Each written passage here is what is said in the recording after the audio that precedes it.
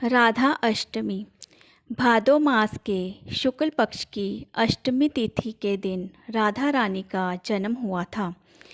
इस तिथि को राधा अष्टमी के नाम से मनाए जाने की परंपरा है।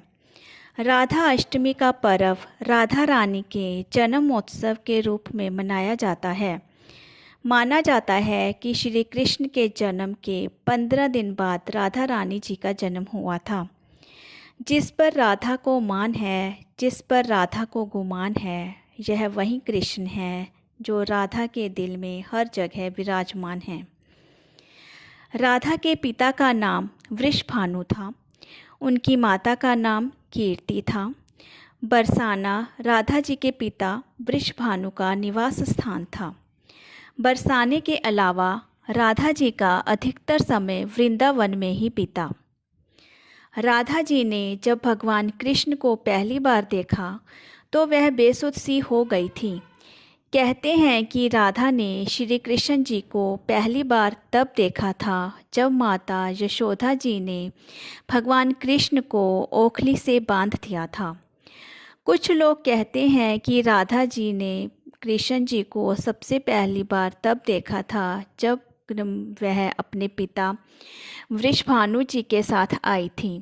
तब उन्होंने श्री कृष्ण जी को पहली बार देखा था। कुछ विद्वानों के अनुसार संकेत तीर्थ पर भगवान कृष्ण और राधा जी की मुलाकात हुई थी।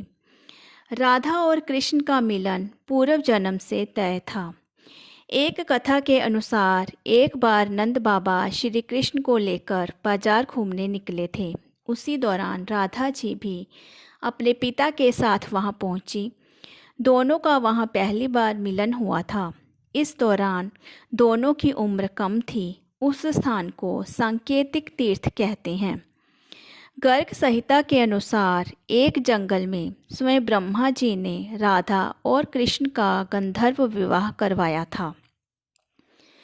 राधा के परिवार को जब पता चला कि श्री कृष्ण की मुरली सुनकर उनके प्रेम में नाचती हुई राधा उनके पास पहुंच जाती है तो उन्होंने राधा को घर में ही कैद कर दिया। श्री कृष्ण जी ने अपने साथियों सहित एक दिन राधा जी को कैद से मुक्त करवाकर उद्धव और बलराम सहित अन्य सखियों के साथ रात भर नृत्य किया था। यह रात पूर्णिमा की रात थी जब महारास हुआ था। बाद में जब राधा जी को माँ कक्ष में देखने गई तो राधा उन्हें वहाँ सोती हुई मिली।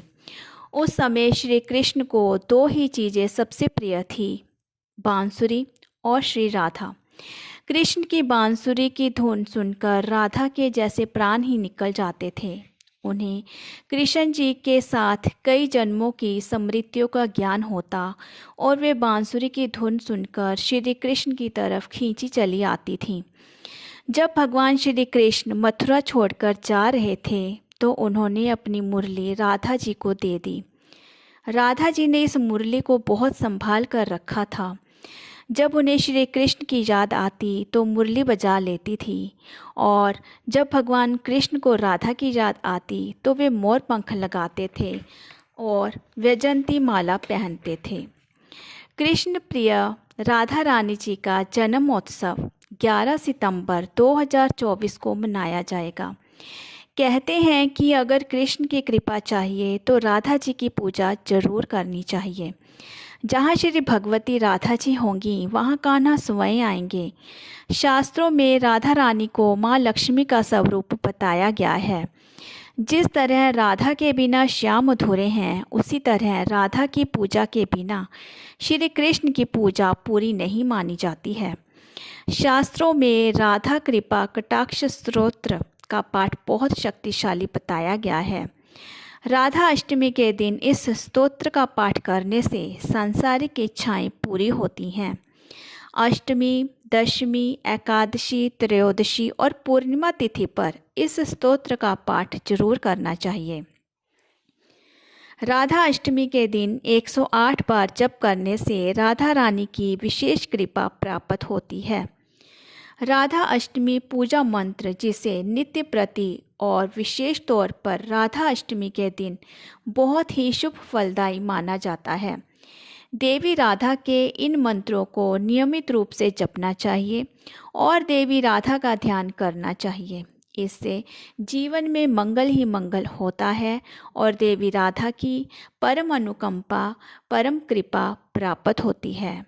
बोलिए श्री कृष्ण प्रिय राधा रानी की जय।